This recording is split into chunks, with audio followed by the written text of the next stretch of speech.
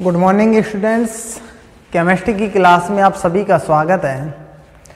हमारी यूनिट चल रही है बीएससी पार्ट फर्स्ट ईयर की second unit valence bond and molecular orbital theory, और इसके अंदर टॉपिक चल रहा है टाइप्स ऑफ हाइब्रिडाइजेशन, अर्थात टाइप्स ऑफ हाइब्रिडाइजेशन के अंदर हमने चर्चा की थी। जो इसके जो संकरण के जो प्रकार है उसमें नंबर 1 sp हाइब्रिडाइजेशन, उसके बाद में नंबर 2 sp2 हाइब्रिडाइजेशन, उसके बाद में नंबर 3 sp3 हाइब्रिडाइजेशन। आज हम चर्चा करेंगे sp3d हाइब्रिडाइजेशन क्या होता है, इसके बारे में हम डिस्कस करेंगे। देखो टॉपिक है हमारा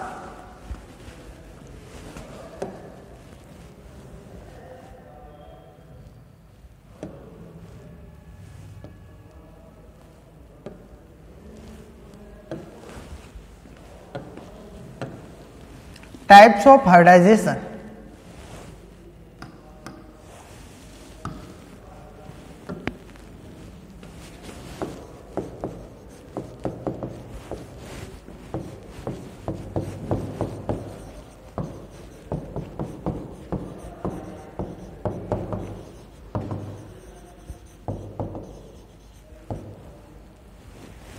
टाइप्स ऑफ हाइब्रिडाइजेशन के अंदर नंबर 1 की चर्चा कर चुके थे हम, sp hybridisation.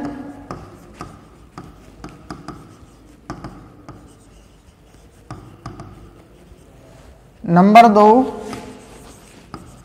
sp2 hybridization. Number 3 sp3 hybridization. इसके बारे में हमने देखा था, इसके अंदर केंद्रीय धातु परमाणु का एक s कक्षक और दूसरा p कक्षक आपस में मिश्रित होते हैं, अर्थात आपस में मिश्रित या संयुग्मित होते हैं।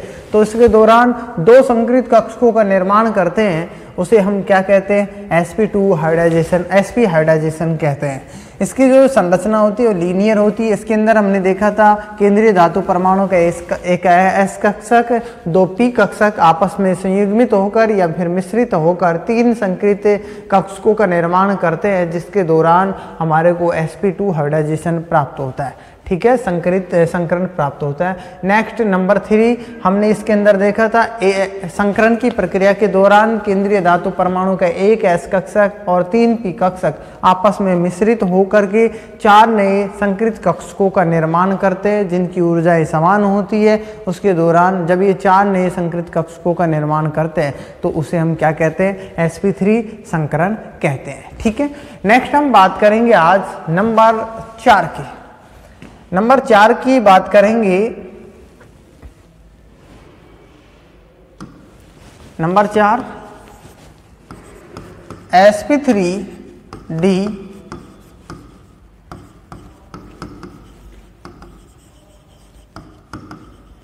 हाइब्रिडाइजेशन। sp3d हाइब्रिडाइजेशन, देखो इसके बारे में हम डिस्कस करेंगे। sp3d हाइब्रिडाइजेशन, देखो संकरण की प्रक्रिया के दौरान केंद्रीय धातु परमाणु का एक तो s कक्षक और तीन p कक्षक और एक d कक्षक आपस में मिश्रित होकर के 5 नए संकरित कक्षकों का निर्माण करते हैं, तो उसे हम sp3d हाइब्रिडाइजेशन कहते हैं, sp3d संकरण कहते हैं। ठीक है, अर्थात इसके अंदर जो इसकी जो संरचनाएं होती है वो हमारे को इसकी संरचना त्रिकोणीय द्विपिरामिडीय प्राप्त होती है, और जो बॉन्ड एंगल होता है 120 डिग्री और 90 डिग्री का प्राप्त होता है। इसकी संरचना के दौरान, हाइब्रिडाइजेशन के दौरान दो तरह के यहाँ पर जो कक्षक होते हैं वो काम में आते हैं संकरित कक्षक, एक तो sp2 और एक dp। दो प्रकार के संकरित कक्षक इसके संकरण की प्रक्रिया के दौरान काम में आते हैं। ठीक है, तो इसकी हम संरचना के बारे में देखेंगे। देखो हम ये कह सकते हैं इसके अंदर कि जब किसी संकरण की प्रक्रिया के दौरान, जब किसी संकरण की प्रक्रिया के दौरान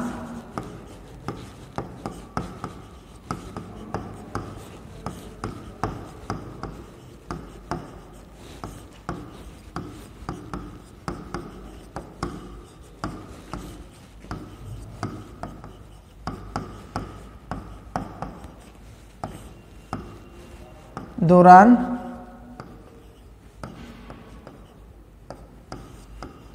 केंद्रीय धातु परमाणु की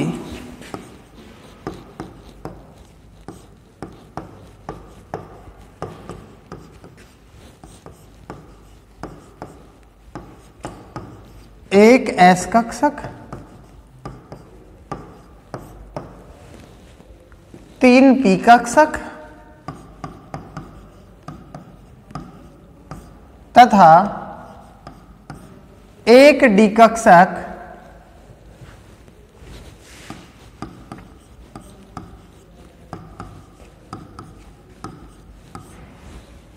आपस में मिश्रित होकर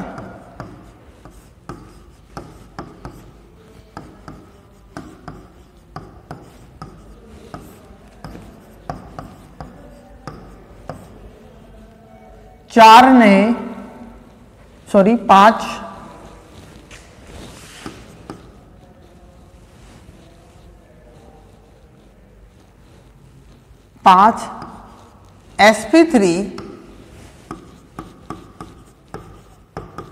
संकरित sp3d संकरित कक्षकों का निर्माण करते हैं। संकरित कक्षकों का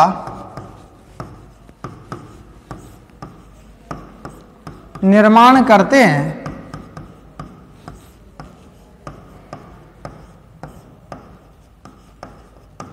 तो इसे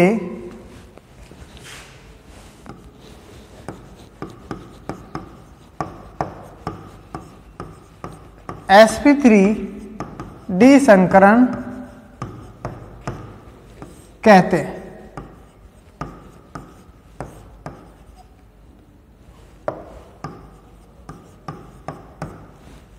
ठीक है, देखो इस संकरण की प्रक्रिया के दौरान हम ये कह सकते हैं, इस संकरण की प्रक्रिया के दौरान sp2 और dp संकरित कक्षक पाए जाते हैं। इस संकरण की प्रक्रिया के दौरान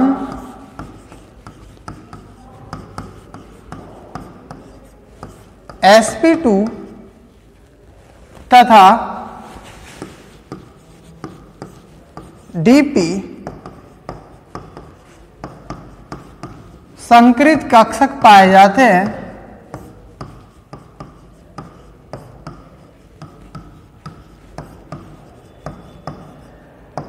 अर्थात इस संकरण की प्रक्रिया के दौरान sp2 तथा dp संकरित कक्षक पाए जाते हैं। इसमें उपस्थित बंध कोण का मान अर्थात इसमें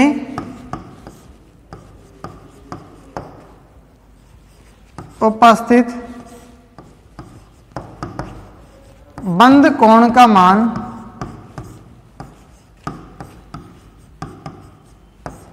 120 डिग्री तथा 90 डिग्री होता है।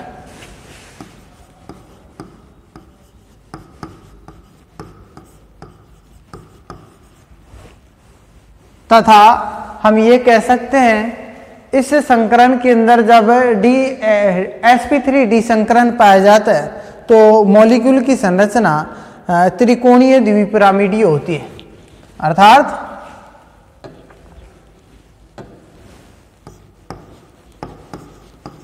तथा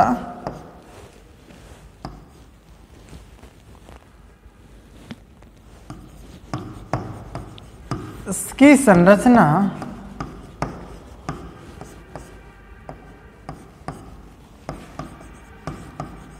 त्रिकोणीय द्विपिरामिडीय होती है।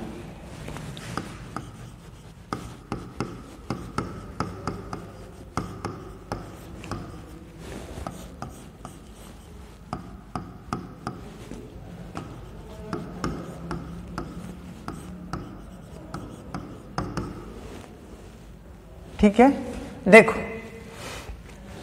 फॉर एग्जाम्पल की बात करते हैं हम PCl5 वेल नॉन एग्जाम्पल है PCl5। देखो इसके अंदर यदि हम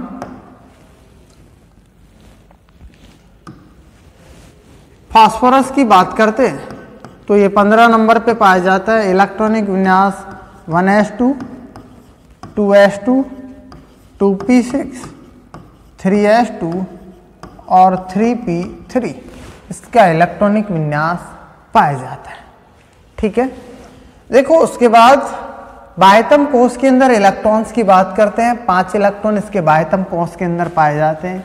यदि हम ग्राउंड स्टेट की बात करते हैं तो देखो ग्राउंड स्टेट के अंदर ये तो एक S कक्षक और ये 3p कक्षक। S कक्षक के अंदर 1 इलेक्ट्रॉन पाया जा रहा है, 2 इलेक्ट्रॉन। p कक्षक के अंदर 3 इलेक्ट्रॉन पाए जा रहे हैं। ठीक है, अब देखो इसका ये तो 3p3 है और 3d क्या रहता है इसके अंदर 0। ठीक है, तो d कक्षक क्या होते हैं इसके अंदर खाली पाए जाते हैं। ठीक है, अब देखो जब हम एक्साइटेड स्टेट की बात करते हैं, एक्साइटेड स्टेट के अंदर जब हम चर्चा इसकी बात करते हैं तो एक्साइटेड स्टेट के अंदर एनर्जी दी जाती है। जब एनर्जी दी जाती है तो उसके दौरान S कक्षक जो होता है उसमें से 1 इलेक्ट्रॉन निकल करके 3s कक्षक में से 1 इलेक्ट्रॉन निकल करके 3d कक्षकों के अंदर स्थानांतरित हो जाता है। अर्थात यहाँ से 1 इलेक्ट्रॉन निकल करके यहाँ से वो 1 इलेक्ट्रॉन निकल करके 3d के अंदर जब स्थानांतरित होता है तो उसके दौरान देखो हम इसके अंदर एक्साइटेड स्टेट के अंदर देखें तो S ये कक्षक हैं और 3 p कक्षक। ठीक है, और ये 5 d कक्षक। इनके अंदर इलेक्ट्रॉन्स की बात करें तो 1 इलेक्ट्रॉन यहाँ रहता है और 1 इलेक्ट्रॉन इन कक्षकों के अंदर और 1 इलेक्ट्रॉन कहाँ d कक्षक के अंदर स्थानांतरित हो जाता है। जब इस प्रकार से इन कक्षकों के अंदर 1 इलेक्ट्रॉन स्थानांतरित हो जाते हैं तो हम क्लोरीन की बात करते हैं। तो क्लोरीन देखो यहाँ क्लोरीन पाया जाता है, तो ये जो क्लोरीन होता है अपना 1 इलेक्ट्रॉन का इसके साथ में साझा करता है। जब क्लोरीन 1 इलेक्ट्रॉन का साझा करता है तो इस प्रकार से देखो ये क्लोरीन होता है वो 1 इलेक्ट्रॉन का जब साझा करेगा इसके साथ तो अर्थात इस प्रकार से 1 इलेक्ट्रॉन का साझा करेंगे। ठीक है, अर्थात ये कहें कि हम इसके अंदर 5 नए संकृत कक्षकों का निर्माण होता है। जब 5 नए संकृत कक्षक sp3 संकृत कक्षकों का निर्माण होता है अर्थात इसको हम इस प्रकार से लिख सकते हैं। यहाँ इसके अंदर 5 पहला कौन सा S, 1s, 3p और 1d संकृत कक्षक और ये 5 संकृत कक्षक प्राप्त होते हैं। तो उसके दौरान देखो ये 5 संकृत कक्षक हैं और जब ये 5 संकृत कक्षक प्राप्त होते हैं तो इन 5 संकृत कक्षकों के अंदर 1 इलेक्ट्रॉन उपस्थित रहते हैं। ये 1 इलेक्ट्रॉन पाए जाते हैं। ठीक है, क्लोरीन परमाणु के साथ में ये 5 संकृत कक्षक होते हैं वो क्लोरीन के साथ में 1 इलेक्ट्रॉन का साझा करते हैं। जब ये 1 इलेक्ट्रॉन का साझा करते हैं तो उसके दौरान देखो ये 1 इलेक्ट्रॉन का साझा करते हैं और जब ये 1 इलेक्ट्रॉन का साझा करते हैं तो इस प्रकार से 1 इलेक्ट्रॉन का ये साझा करेंगे और 5 नए सिग्मा बंधों का निर्माण करते हैं। जब ये 1 इलेक्ट्रॉन का साझा करेंगे तो इनके अंदर इस प्रकार से इलेक्ट्रॉन पाए जाएंगे और 5 नए सिग्मा बंधों का निर्माण करते हैं। अर्थात यहाँ पर ये सिग्मा बंध पाया जाएगा, ये सिग्मा बंध, इस प्रकार से सिग्मा बंध पाए जाते हैं। ठीक है, इस प्रकार से sp3d संकरण पाया जाता है। इनके यदि हम स्ट्रक्चर की बात करें तो देखो ये तो हमने इसकी बॉन्डिंग की बात की है, किस प्रकार से बॉन्डिंग पाई जाती है। और इसके अंदर यदि हम स्ट्रक्चर की बात करें तो इस प्रकार से हम स्ट्रक्चर की चर्चा कर सकते हैं। इसके अंदर देखो ये 5 संकृत कक्षक है, ये कौन से, जैसे ये फास्फोरस है, इसके पास में 5 संकृत कक्षक है। तो इस प्रकार से 5 संकरित कक्षक है, ठीक है, और साथ ही साथ 5 क्लोरीन परमाणु, ठीक है। ये 5 क्लोरीन परमाणु, क्लोरीन के बाह्यतम कोश के अंदर जो इलेक्ट्रॉन होते हैं p ऑर्बिटल्स के अंदर पाए जाते हैं, p ब्लॉक का एलिमेंट है, तो ये इसके साथ में ओवरलैपिंग करता है, ठीक है, फास्फोरस के साथ में, इसकी जो हाइब्रिड ऑर्बिटल्स होते हैं उनके साथ में। तो देखो किस प्रकार से ओवरलैपिंग करता है, ये फास्फोरस होती है, ठीक है, फास्फोरस के पास में ये 5 ऑर्बिटल है इस प्रकार से, ठीक है, ये 5 ऑर्बिटल है, इनके अंदर ये जो क्लोरीन होती है, ये क्लोरीन ये एक्सियल ओवरलैपिंग करती है, ये क्लोरीन इस प्रकार से इनके अंदर जो ओवरलैपिंग पाई जाती है, इनकी लॉब्स होती है, एक्सियल ओवरलैपिंग करती है। जब ये एक्सियल ओवरलैपिंग करती है तो देखो इसके अंदर ये एक्सियल ओवरलैपिंग करेगी इस प्रकार से,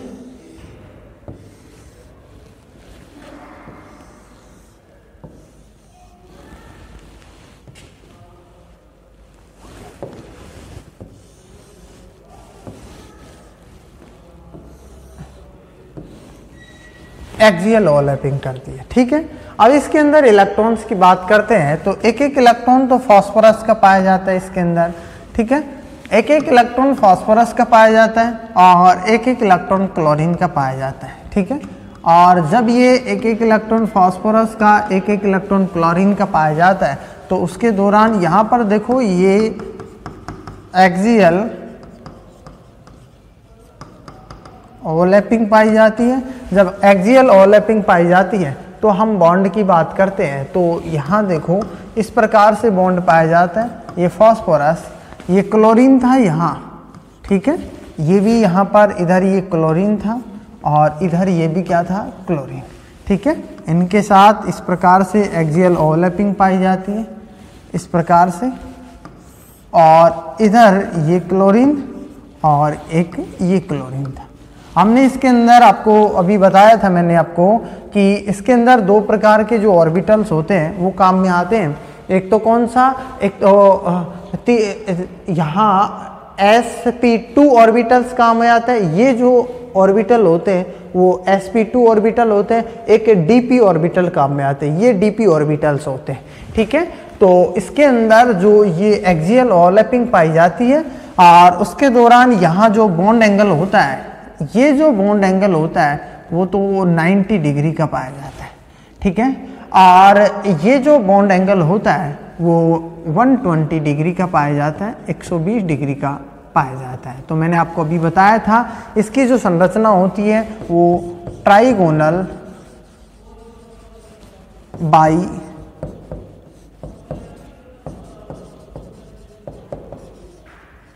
पिरामिडल इसकी स्ट्रक्चर पाई जाती है, ठीक है, ट्राइगोनल बाई पिरामिडल इसकी स्ट्रक्चर पाई जाती है। इस प्रकार से हमने इसके अंदर देखा है कि ये जो sp3d संकरण होता है उसके अंदर PCl5 होता है, इसकी जो स्ट्रक्चर होती है ट्राइगोनल बाई पिरामिडल किस प्रकार से प्राप्त होती है हमने इसके अंदर देखा है। अर्थात हमने देखा है कि sp3d संकरण होता है वो किस प्रकार से पाया जाता है, ठीक है, इसके अंदर हमने डिस्कस किया है। अब हम बात करेंगे नेक्स्ट टॉपिक की बात करेंगे हम sp3d2 हाइब्रिडाइजेशन क्या होता है, इससे नेक्स्ट क्लास के अंदर चर्चा करेंगे। Thank you.